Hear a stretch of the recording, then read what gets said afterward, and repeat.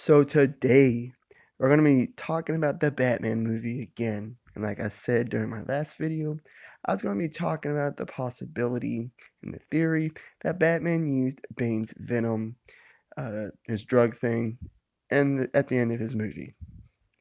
Okay, let's talk about this theory. So, in the final act of the Batman movie, right? Batman has taken out all the Riddler's followers, right? But he gets shot in the chest with like a shotgun at very close range. Of course, his armor protected him, but the impact of the shotgun severely injured him, and it looked like he was about to pass out. Uh, then he sees Selena, Catwoman, being choked to death by the guy that shot him, and he tries to get up, but he couldn't. So he pulls out this vial thing with this greenish liquid in it and ingests it. I honestly can't remember if he drunk it or if he like stabbed it into him like a shot or something, but nonetheless, he ingests it.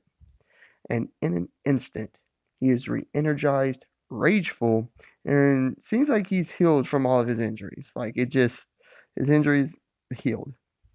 He then tackled the guy and started beating him until Selena pulled him off, as if he forgot about his moral code of no killing.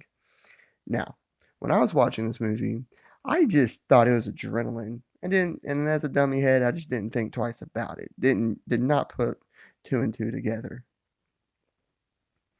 But after the friend I was with told me his thoughts and reading some things online, I am positive it is the venom that Bane is famous for, that he created, or at least some sort of variant of it. You know, it might be a little different, but the bottom line, it has to be, right?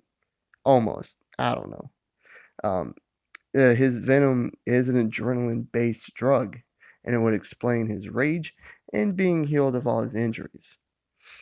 Um, and maybe the reason why his muscles didn't get massive like Bane's did in the comics or in the Arkham games is because Bruce only took a small dosage. Um, I also saw a post from someone who thought maybe it was from the Lazarus pit, which could be true. We don't know anything. Um, and it would also be just as interesting. I just don't think it's as likely. There was even a storyline in the comics where Bruce actually got addicted to the drug so he could push himself further physically every night. Um, but if this theory is true, this means that Bane already exists in this universe, and Bruce has already fought and dealt with him. Also, if this is true, then where is Bane? Well, I mean, he could just be in Gotham, hiding and planning his next attack, maybe figuring out that Batman is Bruce Wayne. Or, hell, maybe he's in rehab. You know, there's times in the comics where the two did work together for a common goal. Maybe he's in some sort of rehabilitation or something. Or he could be in prison or maybe even in Arkham Asylum. Who knows? No one knows.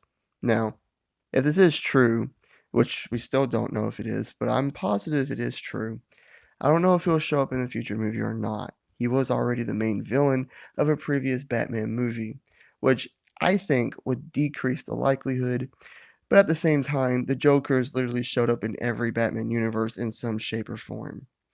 Uh, whether it was Ben Affleck's or Christian Bale, Arkham, the Arkham games, Titans on HBO Max, he showed up in some form or fashion. So there really is no way of knowing. I honestly think it was just a little Easter egg, a little nod for one of Batman's greatest villains. And in my personal opinion, I don't think he'll ever show up. And they might like mention this in his next movie, you know. Alfred be like, you probably shouldn't have used that drug or whatever, and Bruce is like, well, I had to, blah blah blah, you know, something like that. Um, anyways, I'd love to know what y'all think. Let me know in the comments down below and all that great jazz. I hope you did like this and subscribe if you did, and hit the notification bell to be notified of all my future videos and all that great stuff. And I'll catch y'all in the next one. Peace.